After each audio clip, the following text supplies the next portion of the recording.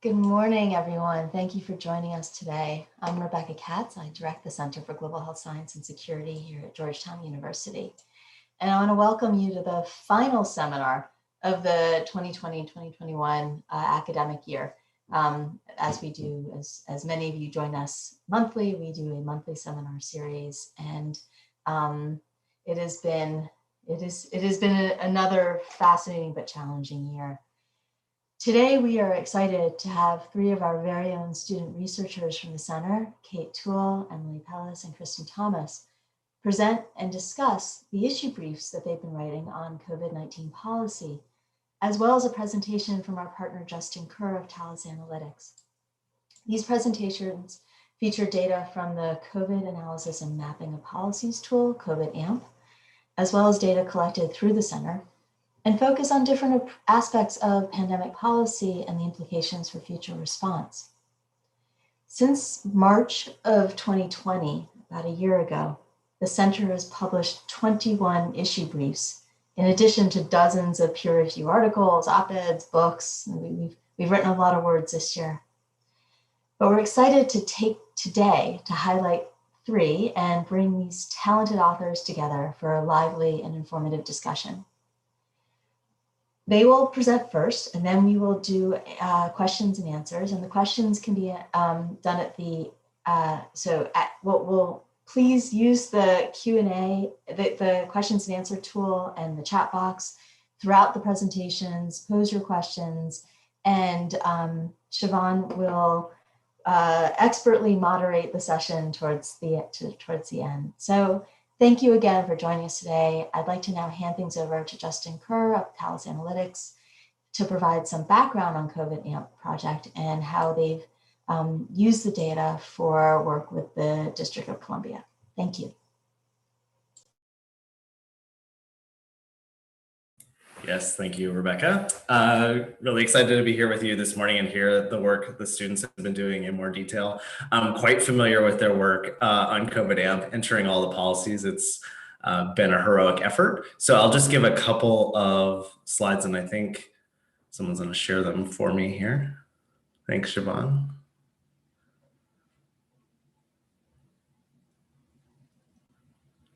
But mostly just to highlight some of the views that you can see in the tool and to underscore that the underlying data from COVID-AMP are all publicly accessible, and encourage everyone, not during today's presentations, but hopefully after today, to go and check out the data available for yourself and explore how it can be useful to you, as well as just interact with some of the features of the tool. So COVID-AMP available online at either of those URLs, covidamp.org will take you directly to the page you see on the left, or covidlocal.org/amp will get you there. I'd also point you to the whole suite of IDEA tools and resources for global health, studying global health capacity development and disease outbreaks that we've done in collaboration between Thales Analytics, the center. Lots of great stuff there at ghssidea.org. And to say that there's kind of three parts to AMP. So you can view the policies on a map, as you can see on the left, interact with sort of the intersection between the policies and the epidemiological spread of COVID, as well as access the data directly. So next slide. At its heart, though, COVID-AMP is a comprehensive database of policies enacted in response to COVID-19. I mentioned there's a map, a modeling page, and you can access all of the data, download it, a subset or all of it, and by request, we provide an API for those who want to access the data in a machine-readable way directly. All the data are fully searchable, filterable, and available for download, and over 50 pieces of information about each policy, including legal authorities, designed for a range of analysis cases, and includes preserving those original documents like the PDFs, the screenshots that are unlikely to persist into the future, and capturing those along with the information about the policy. Next slide. So what is inside? You can see the map up to the left, but what's running the engine behind that is an enormous data set coded by the research team at the center and across Georgetown, and has been a tremendous effort, largely driven by the students. 35,000 individual entries, 1,500 unique locations represented in 66 countries, so 66 national level policies and subnational policies in many of those countries, including for the US, all 50 US states, DC and Puerto Rico. And one hallmark we say is the strength of COVID AMP is that really we're covering a spectrum of policies, everything from contract tracing and vaccination policies through to social distancing, which are those stay-at-home, safer-at-home orders and policies around reopening that have gotten much of the attention, all the way through to military deployment. So really trying to take the most comprehensive picture that we can. Still though, synthesizing that information so you can get it on a map and get a snapshot if you need that level of information, but dive all the way into the details on the research end. Next slide. Just a few views. This is pulling out New Jersey, but that you can get into all different levels of information, timelines, the individual documents, relative comparisons between different regions and different policy categories if you go to the covidamp.org interactive site. Next slide. Just a couple examples of use cases. You'll hear much richer examples today, but by way of preview of what you can do with these data in a project supporting the DC Auditor's Office, which actually has come up in a couple of press articles starting this morning since the report went public yesterday. Quite easy to find the full report if you're interested. I recommend just Google DC Auditor and hit the reports button. That's the quickest path to find it.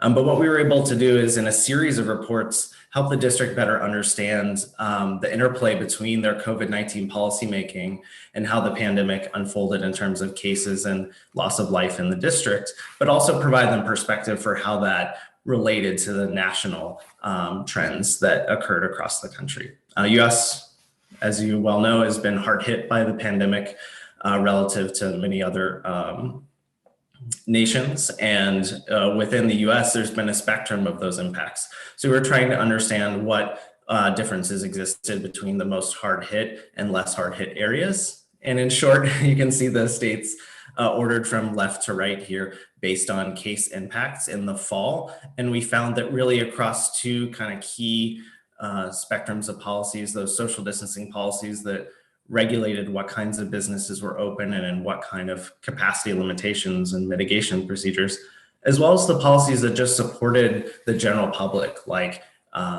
stopping evictions and foreclosures, providing direct relief to essential workers. The states hardest hit had the least policies. Those are the red colored bars on the right, least policies in both categories, but states that had less impacts took a much more mixed approach, but still had a variety of these policies in place in a more robust way. Next slide. The last one I have is just constructing a more dense timeline, highlighting some of the special elements we've put a lot of attention to in COVID AMP. For example, this relaxing, restricting element of the data allows us to get different information about what the intent of the policy was. So across a broad range of policies, we can construct these kind of timelines and understand when was the stringency being ratcheted up or down. And that's because the coders that entered this data really took a holistic view and understood what was going in the context around this policy in order to derive that additional information. And with that, I'll hand it back to today's presenters.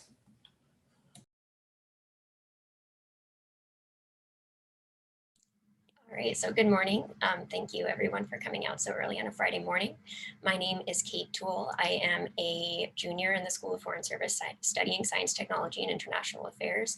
And today I'll be giving a brief overview of the contact tracing research I've been working on over the past year or so. So just as a brief introduction, contact tracing is an important public tool that's used to prevent transmission of infectious disease. And it's done by interviewing positive cases to identify exposed individuals and quarantine them so that they can't expose anyone else asymptomatically. And so contact tracing data is important for really two key reasons. First, comparing contact tracing data from different jurisdictions can help identify best practices by determining who's doing best. And additionally, if a jurisdiction is unable to interview a high percentage of cases, it's likely overwhelmed with transmission. And so that data can inform policy decisions and resource allocation. Next slide. So to explore this, we looked at contact tracing at both the international and domestic level. For both levels of analysis, we extensively reviewed official government websites publishing COVID-19 data, as well as some peer-reviewed sources where necessary. So for international contact tracing, we performed 2 reviews, including about 25 case studies, with the second review also including a comparative analysis of about 66 countries, building off of Mackenzie Moore's thesis research. And then for domestic contact tracing, we maintain a publicly available tracker that I'll talk about a bit later that tracks the data transparency practices of all 50 states, DC, and the 10 largest cities in the US. And we have also published periodic reviews of the changes in the tracker to track progress in this area. Next slide, please. So we started with domestic contact tracing, but realized that we really needed benchmarks to compare it to since the indicators were so poor. So that led to the production of the International Contact Tracing Research Project, which I'll introduce first for that context.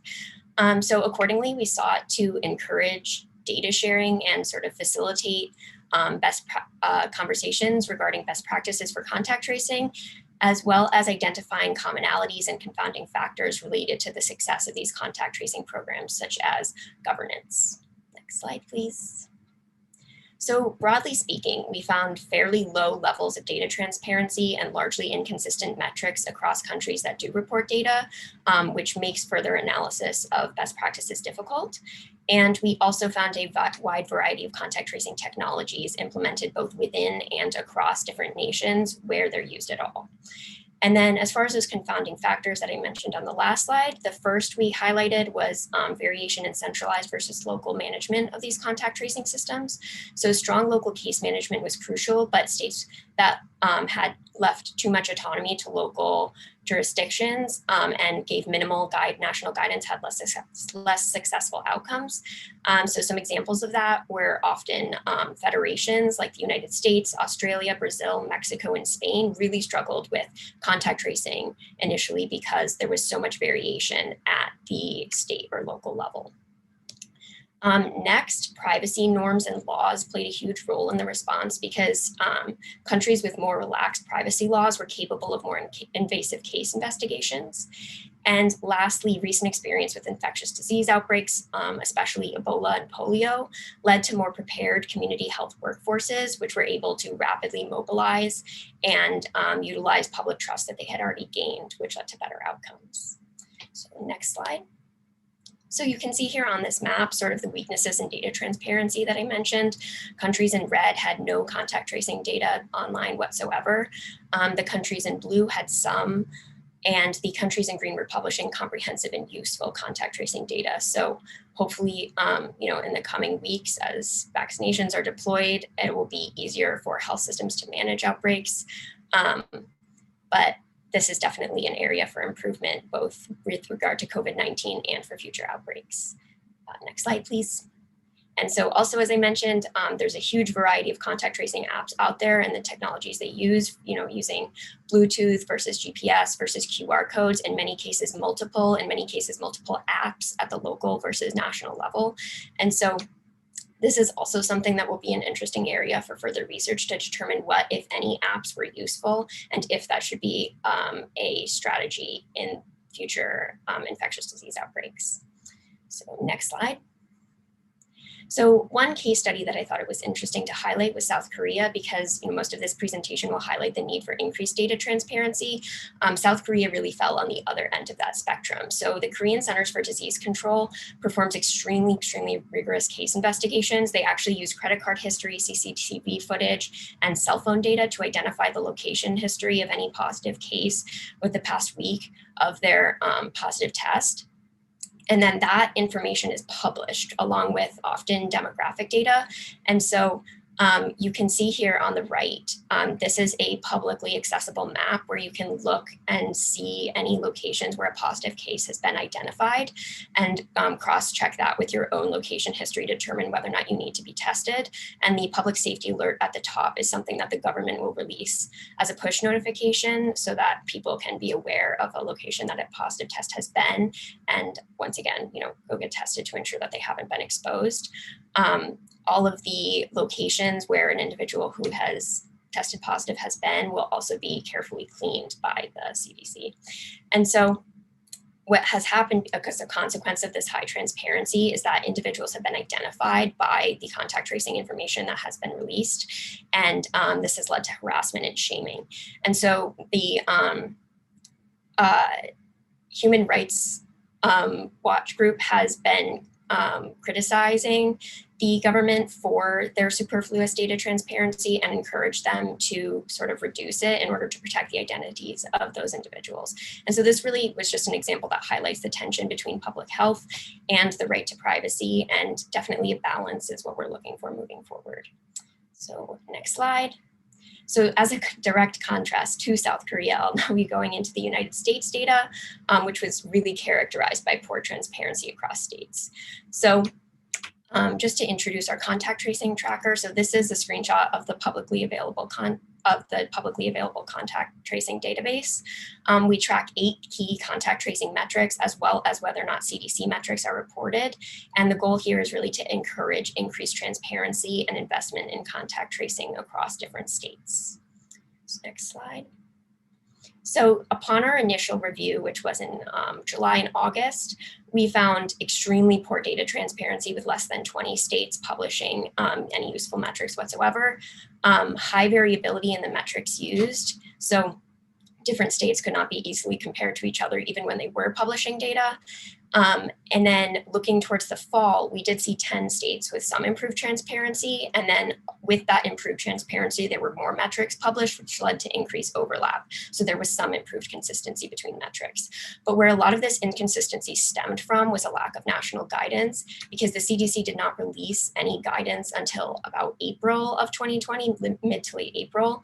And that guidance was very loose and not restrictive. And so states were essentially on their own with deciding if to publish any contact tracing metrics whatsoever, and if they did decide which ones to publish. And so moving into late fall with our secondary review, there was continued disregard to CDC guidelines. They appeared to have essentially no influence on what states decided to publish. And what will be interesting to see looking forward is whether or not that changes with the new administration, because in the spring, a new set of CDC contact tracing metrics were released and put for under review. So hopefully that will be changing moving forward. Finally, looking at contact tracing apps across the different states, initially we saw states building their own expensive apps that were receiving poor uptake. And over the past few months, we've definitely seen an expansion of the Google Apple to those apps. So next slide, please. So you can see here the poor data transparency outcomes that I was talking about. On the left slide was our initial review. And so any state in blue is a state that published any contact tracing data whatsoever, excluding congregate living settings, because that's mandated by the federal government and published on a separate website. But the bar for being included on this map was very low. For example, Wyoming publishes the cumulative number of contacts they've identified, and that's it, which is essentially not helpful at all for trying to establish how well a contact tracing system is performing, because you don't know how many cases are being identified, how many cases are being interviewed, things like that. And so transparency was definitely a challenge, especially early on. Moving into the fall, you can see those states that improved, but really, broadly speaking, there's still a lot of area for improvement. Next slide. And so here is the contact tracing apps. This is as of October 2020 as well. So you can see here, especially on the Eastern Seaboard, the expansion of the Google Apple exposure notification system. And that's also been being panned out on the West Coast. And so what's positive about that particular system is that it can be integrated across states. So if a positive case from New York travels to Pennsylvania with the New York app on their phone, and they expose someone in Pennsylvania, that person in Pennsylvania with a different app on their phone will still get a notification that they were exposed. And so that integration is definitely something very valuable. Whereas in Utah, for example, their app that they released, that they put about $6 million of investment into, has the actual contact tracing function has been taken off of the app because it received so much negative feedback for lack of transparency and data privacy concerns. So next slide. So overall, our conclusions from the combination of domestic and international contact tracing research are that states should publish clear national guidelines for their contact tracing program early on in the outbreak. And in combination with that, local entities should be legally required to publicly report a specific set of programmatic and case investigation metrics so that those policy takeaways as well as best practices can be determined sooner rather than later. Third, local health departments should be adequately funded to maintain a base of trained community health workers who are prepared to perform contact tracing and rapidly mobilize. And these efforts can be mandated by legislation. And that's something that we saw in other countries in the international case studies. And then finally, technology is something that could be used to support, but it shouldn't be used to replace traditional contact tracing interviews. So continued emphasis should really be placed, as I mentioned, on the human resources and data management rather than apps and things like that. And so with that, I'd just like to thank Mackenzie Moore and Ryan Remmel, who were the other members of the contact tracing research teams, as well as Dr. Katz, Ali, and Jordan for their support and guidance as we worked on these different briefs. So thank you.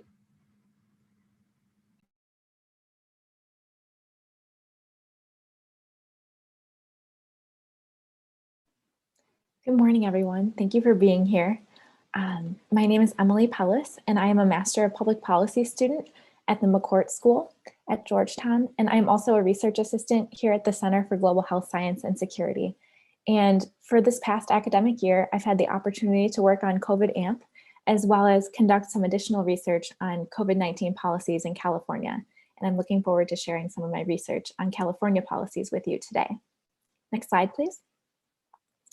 So to begin, the two major research questions that I set out when I began this project was I first wanted to understand how the population and urbanicity of a given county or city in California impacted that locality's COVID-19 response plan.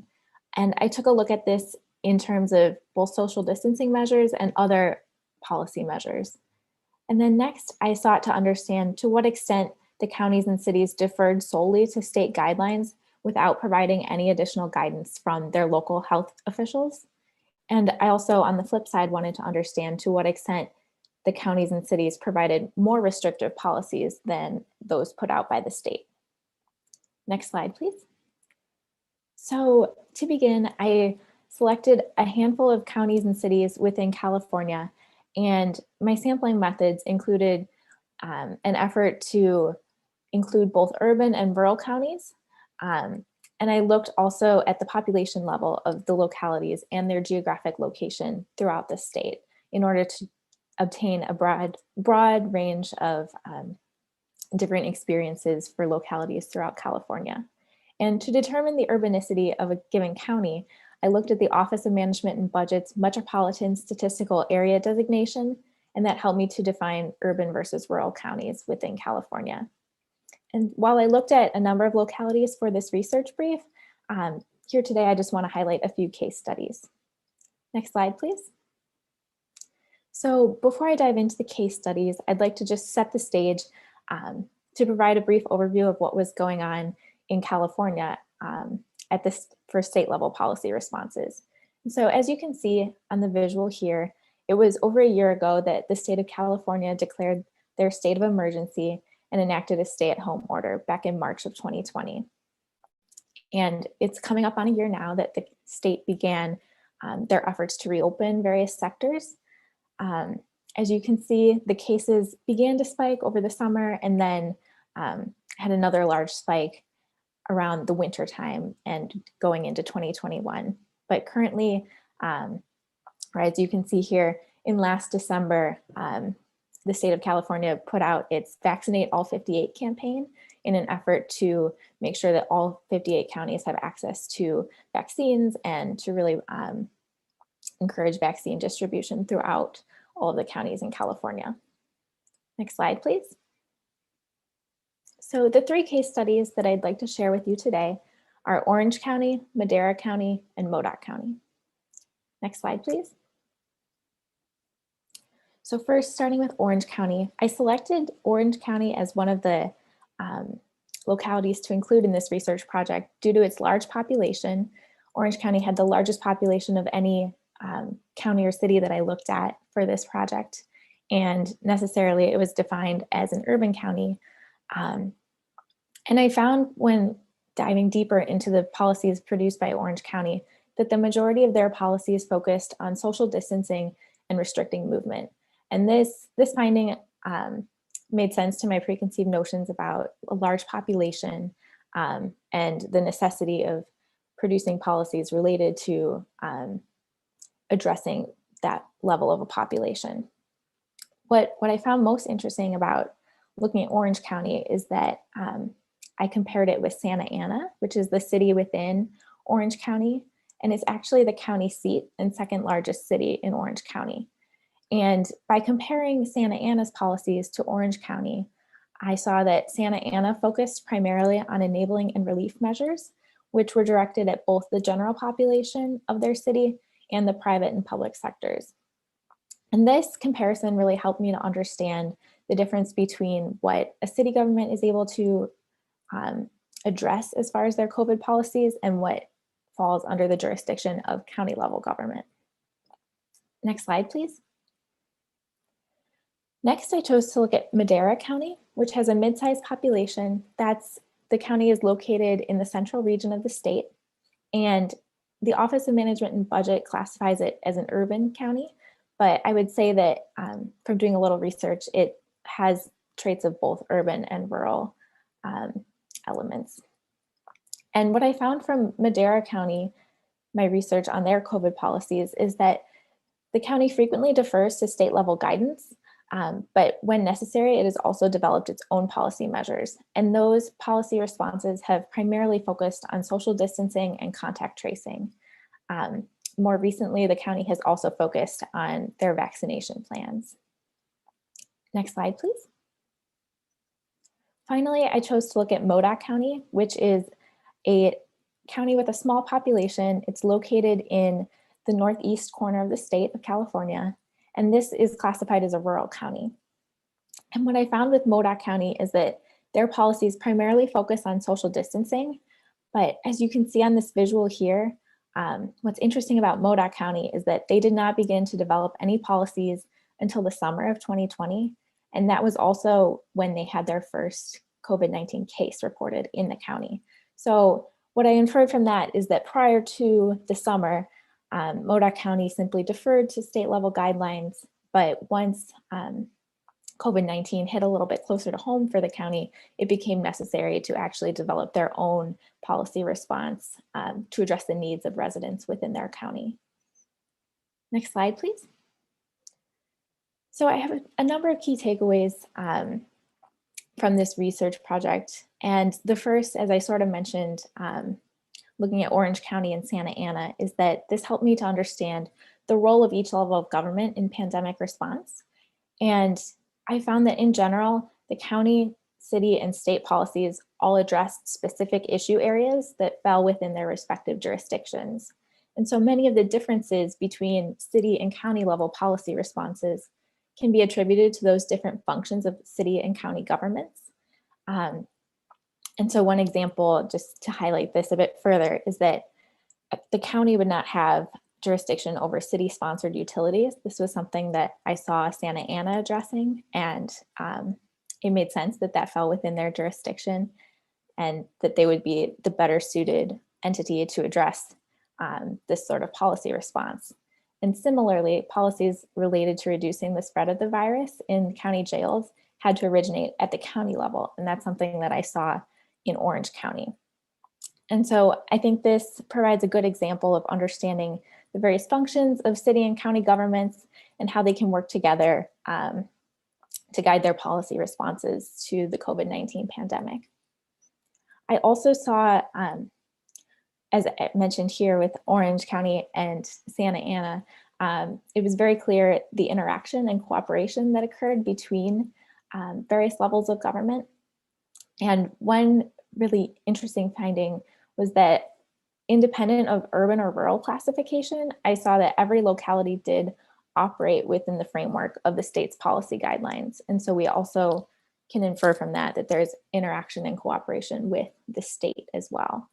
I would say that the cooperation with state guidelines was most apparent for localities that simply either reposted state policies on their websites or created their own policies in order to inform and relay information to their residents. As the figure that you can see on the right shows, I found that the volume of pandemic response policies produced by a locality was often larger for urban localities, and that finding holds regardless of county or city classification. And I think this makes sense, just thinking about different constraints with population level and why it may be necessary to produce more policies related particularly to social distancing or contact tracing for localities with a larger population. And so finally, what I'd like to leave you with today is that one lesson from the California COVID-19 response policies that I studied is just the real importance of collaboration, communication, and coordination across all levels of government. And this is something that we're seeing now with the vaccine distribution as well. And so I think that's something to keep in mind for future public health responses. Thank you all.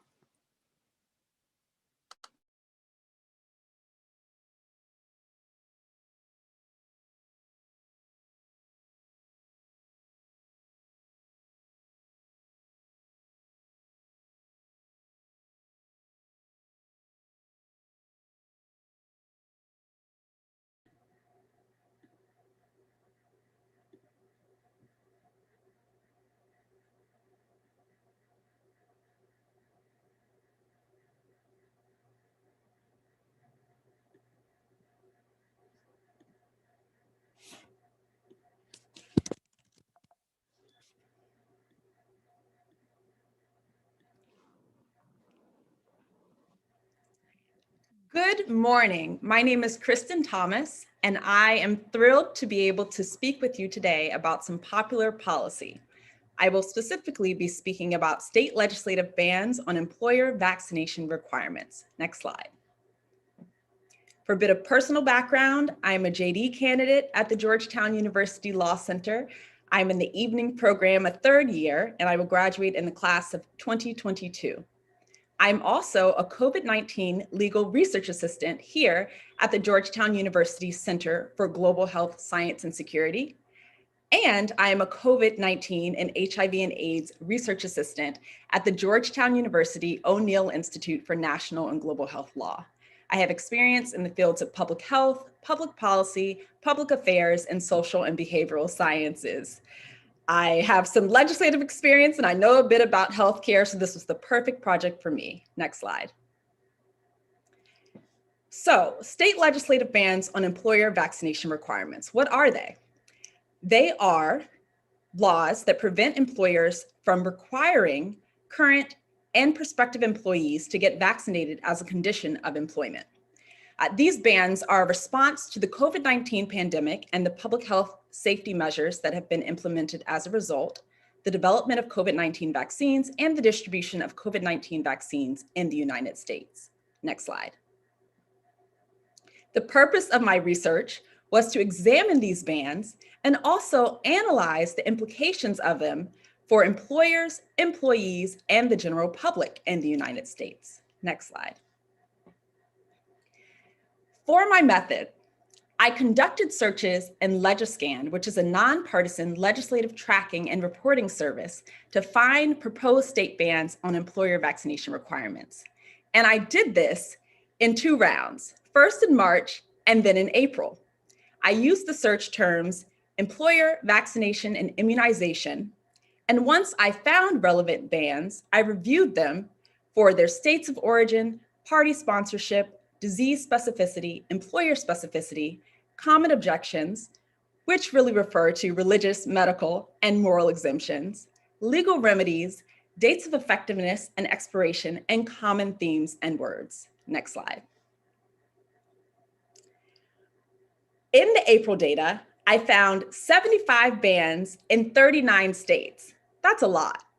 In the March data, I found 56 bans in 32 states. These bills are growing in popularity over time. They're getting consideration in and out of committee, and there's just a great deal of movement on them. I actually had to do my research twice in order to keep up, and I will be rewriting my research brief to make sure that it is current. The presentation today is focusing on the data that was compiled by April 16th, 2021, and you all are the first to hear about it. Next slide. So what's happening? Most of them are still in consideration. Some have failed, but it's important to note that 2 have actually passed. One bill passed and it was vetoed, and another bill passed and it was signed. I will be speaking about those very briefly. And in addition, it's also important to know that these bans have been introduced multiple times in many states. The graph on the right is a bit distorted, but it shows in the blue that those are the states that introduced one of these bans. But more than half of the states in my study introduced 2, 3, or 4 bans. So legislatures are intent on getting this legislation through. Next slide.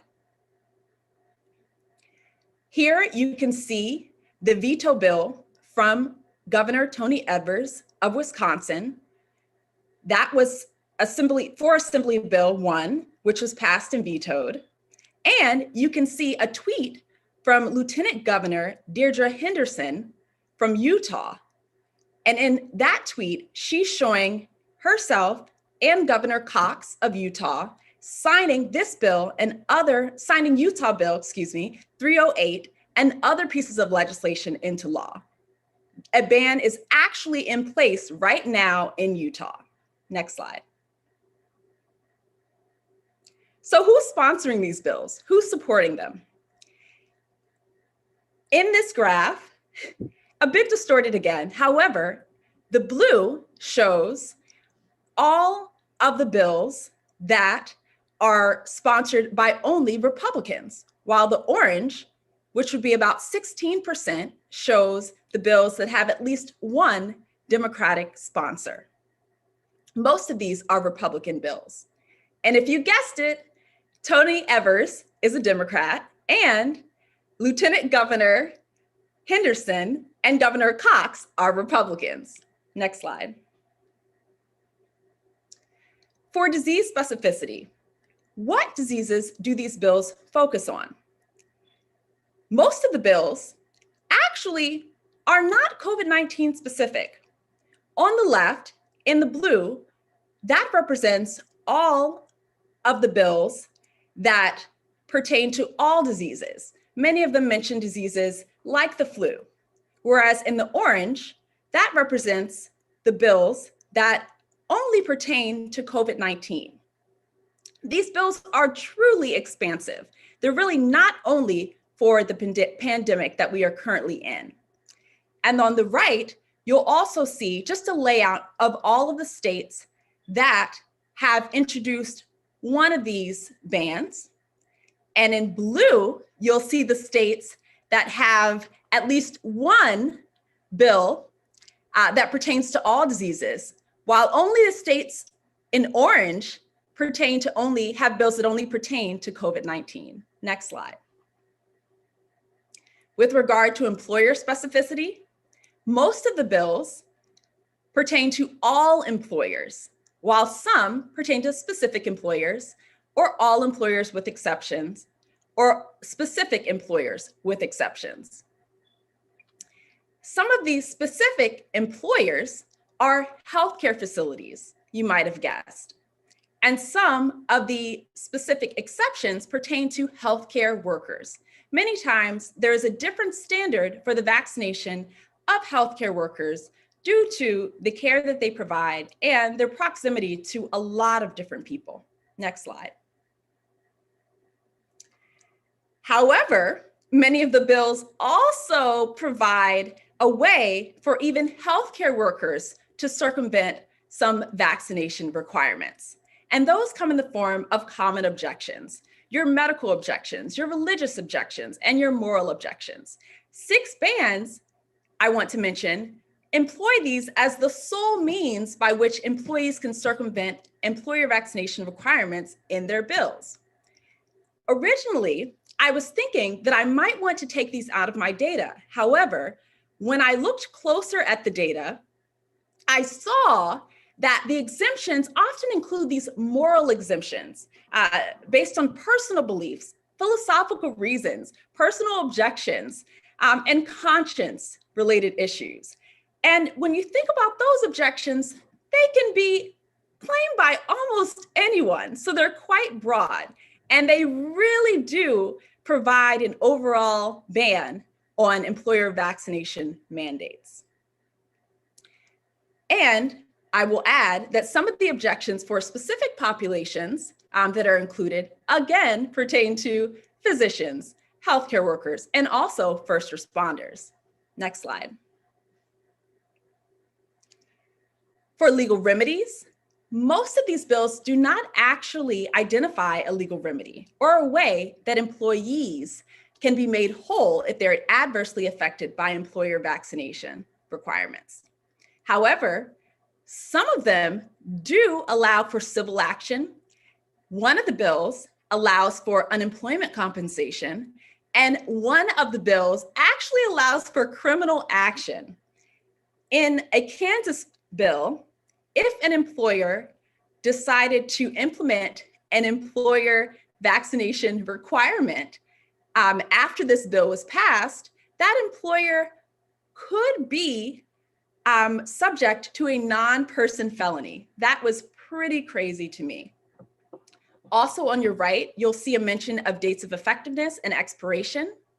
And some of the bills are effective immediately upon passage. Some are effective when an emergency is declared. Some require an emergency to be declared. Some have slight delays in effectiveness, and some have sunset dates, meaning that they may go into effect, but a few years later, they will expire and they will need to be passed again. Next slide. With respect to common themes and words, I saw discrimination used a lot. I also saw rights used a lot. With discrimination, it was the idea that employers would be discriminating against employees if they required them to get vaccinated when that employee did not want to get vaccinated. And it was interesting that many of the bills aligned this type of supposed discrimination with discrimination that is widely codified in law, like discrimination based on race or sex. With regard to rights, and I gave some examples there was the right of bodily integrity, the right of bodily autonomy, and the right of self-determination. I saw those quite a few times, but there was no recognition of the right of individuals, other individuals, or the right of the public not to be sick. There was also no mention of the duty of the state to protect the public health and prevent the spread of disease. Next slide. So why do we care? Why should we monitor these bans? Well, first, as I've established, these bans are popular. Second, these bans have the potential to pass. 2 have already passed. And while 1 was vetoed, 1 was signed into law. Also, state legislatures are still in session. Many will be in session into the summer. And so they have plenty of time to get more of these bans passed. And as you know, by the fact that I had to do my research twice, within the span of a month, things move very quickly at the state level. We should monitor these bans because they could have widespread implications for employer plans to get employees back to work, for the allocation of employer resources, the allocation of government resources, employee health and rights, and also the health of the general public.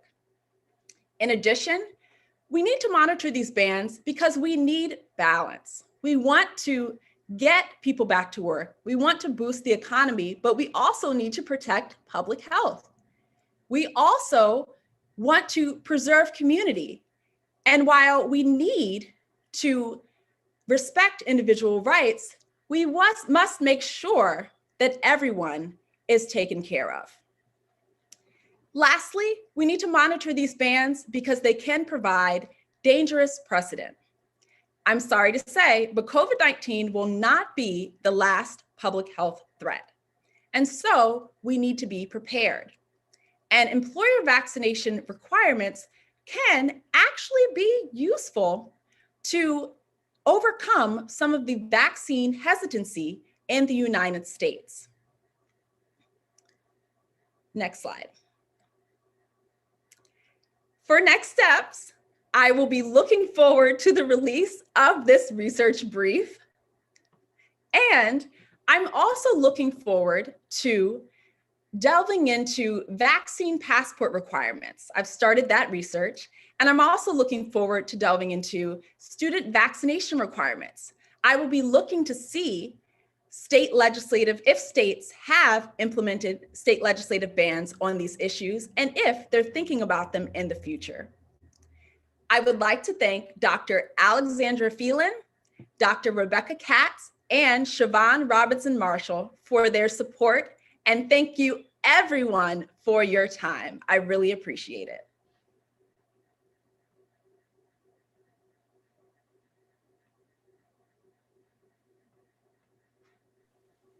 Thank you so much, Kristen. And if Emily and Kate, you all could turn your videos on so that we can get started.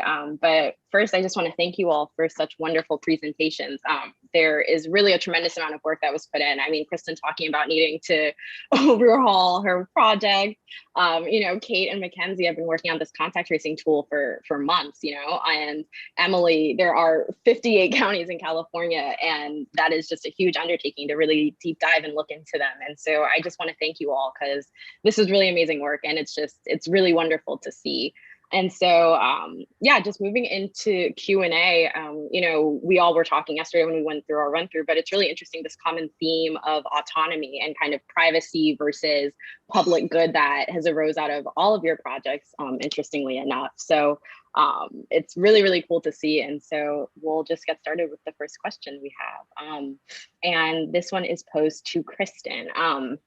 And so Bradley Thomas asks, did you find any correlation between proposed or enacted state legislation placing bans on employer vaccination requirements and the social determinants of health, or the social vulnerability factors in those states which have introduced such legislation?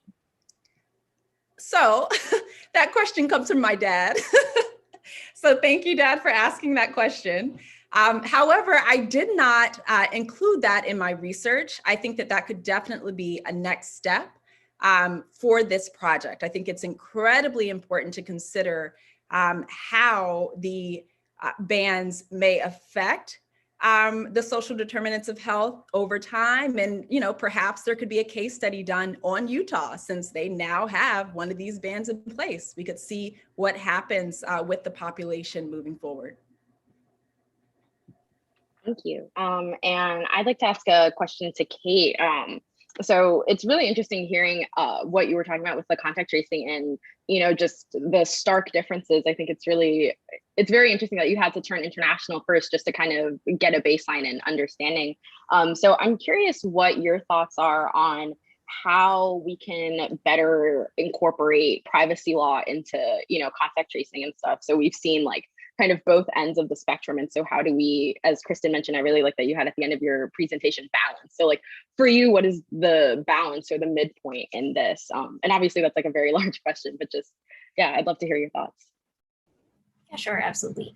So certainly a priority when leaning on the more transparent end of the spectrum is to protect the identity of individuals who are contact traced. So all positive cases should have their identities protected.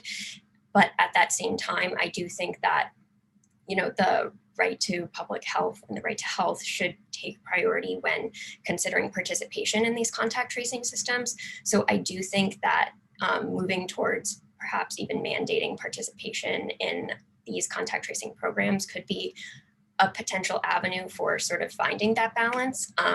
But definitely public trust has been a challenge with regard to these contact tracing systems. So particularly communities of color have been distrustful of governments investigating and things like that. And so progress has been made with, who can we hire? How can we integrate community health in these communities? But I think prioritizing privacy will be an important part, and protecting those identities will be an important part of improving public trust in community health systems and increasing engagement with contact tracing so that we can have more people participate in the actual systems. Thank you. Yeah, and I find that really interesting too, thinking about Kristen's presentation, talking about how many employer bans have come out and how quickly we've seen that governments are able to act when they choose, and versus, with the contact tracing, there was that gap in the beginning for the US because there was no guidance. So, it can be done, but it's interesting what the barriers are. And so turning to Emily, I'd like to ask you to speak a little bit more about how do you think the interplay between state and local governments should be? I think, often there's kind of a tension where it's should states have more power, but then kind of also respecting county or just smaller governments, true understanding of their communities and what their populations look like and what their needs are.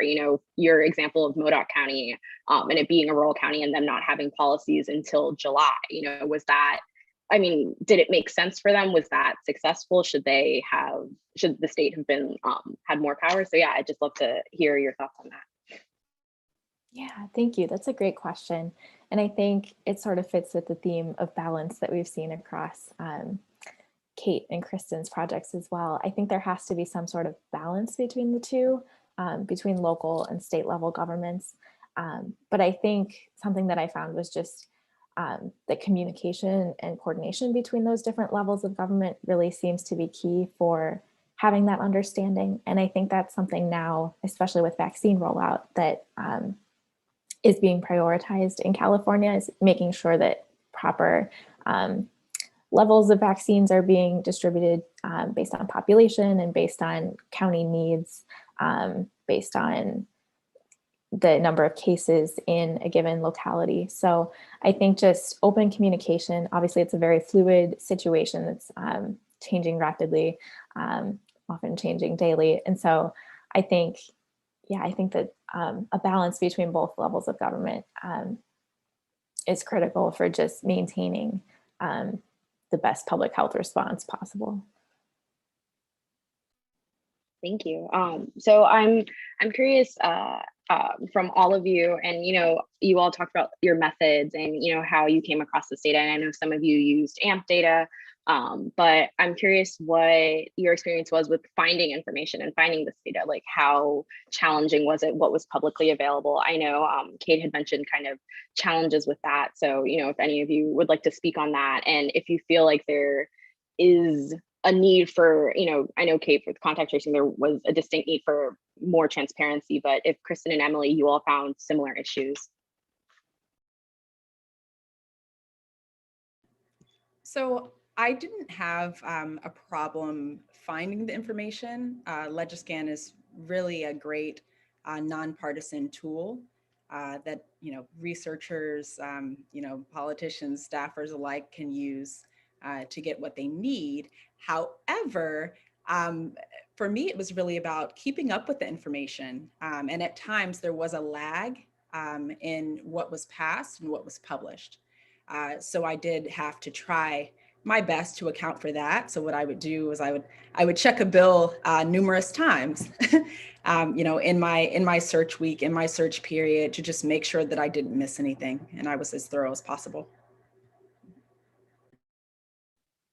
I definitely agree with Kristen's comment on checking things multiple times and the situation changing very rapidly. I was fortunate to be able to use COVID AMP data for my project, and that was very helpful to have the research team updating those routinely. I did also go into the specific locality government websites as well, just to get an understanding of how they were addressing these policies and making them available to their constituents and their residents. But yeah, I felt very fortunate to be able to turn to COVID AMP and to utilize all of that really great research that we have available. We didn't have to do any FOIA requests to get our information, thankfully. But yes, as you sort of introduced, Siobhan, there was definitely part of the challenge with transparency was a lack of access to the data.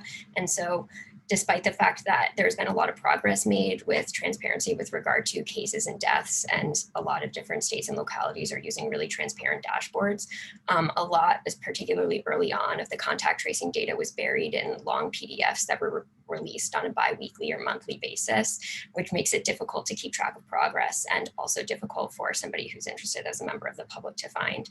And we've definitely seen positive improvements in that area. A number of different states have released independent contact tracing dashboards with additional metrics, but yeah, definitely accessibility in addition to transparency is an area for improvement. Thank you. And Kate, this next question is actually for you as well. Did you observe any correlation between levels of contact tracing and which political party controls the executive and or legislative levels of power in those states or counties? That's a really interesting question. It's not an analysis that we specifically ran, but I think if you look back on the map that I showed earlier on in the presentation with regard to transparency, not that you would have memorized, but a lot of the Midwest was absent, whereas the coastal states were publishing more data. And so sort of based on a, really like broad overview of that sort of data, I would say most likely it definitely makes an impact, but certainly an area to look into in the future. Very interesting, thank you. And this next question is also for you, Kate. Do you think that based on the contact tracing experience across the US with varying degrees of success or sophistication, that the US as a whole will be able to use the contact tracing workforce used during COVID for the next pandemic or public health emergency? So great question. So one of the challenges that the US had early on, as I sort of mentioned, was the lack of a prepared community health network. And so a lot of contact tracing, a lot of people hired for contact tracing have been temporary hires that are not necessarily community health workers. So that's, college students who haven't found a job because of COVID, or just different people. And so I'm not necessarily sure that that's a reliable workforce moving forward. So I still think that's an area for investment in just sort of our community health systems as a whole, so that those people are there working in communities even when they're not performing contact tracing specifically related to an infectious disease outbreak.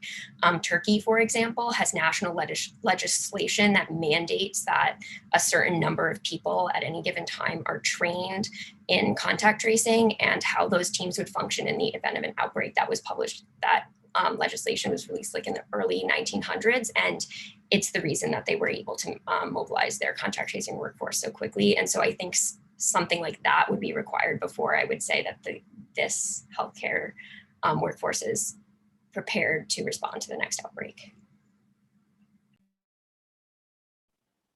Thank you. And I think we have time for just one more question, and this one is for Kristen.